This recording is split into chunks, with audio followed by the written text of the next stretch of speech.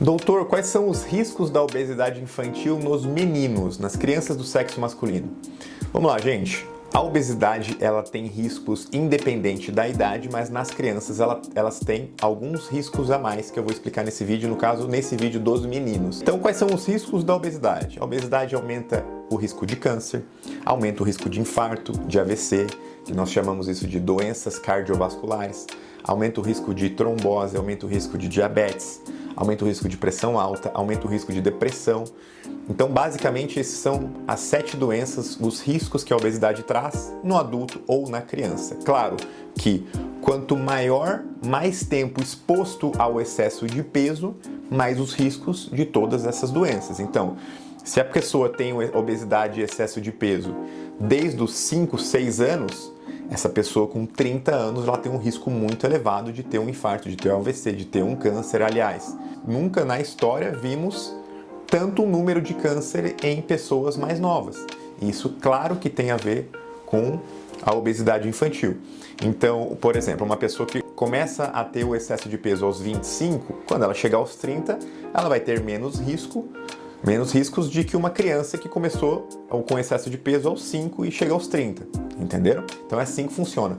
O risco vem ao longo do tempo na exposição do excesso de peso, na verdade na exposição da inflamação que vem com excesso de peso. E quais são os riscos a mais nas crianças do sexo masculino, nos meninos?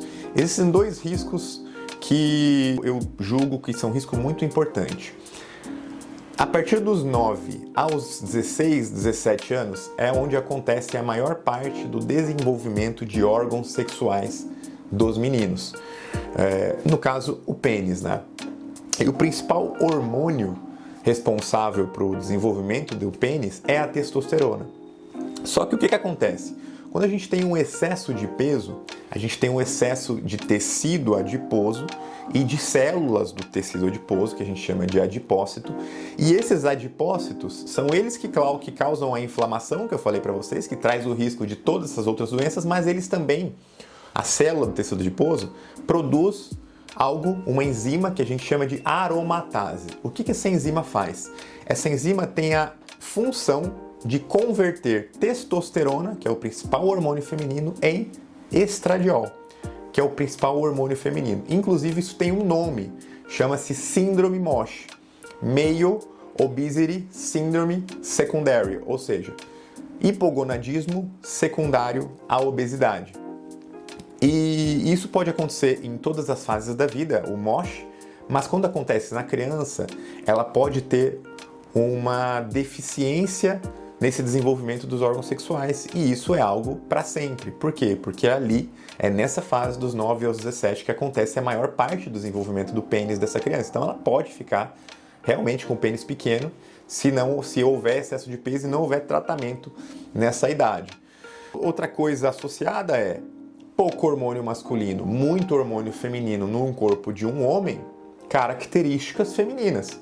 Quais características? Características físicas e comportamentais. Exemplo, características físicas.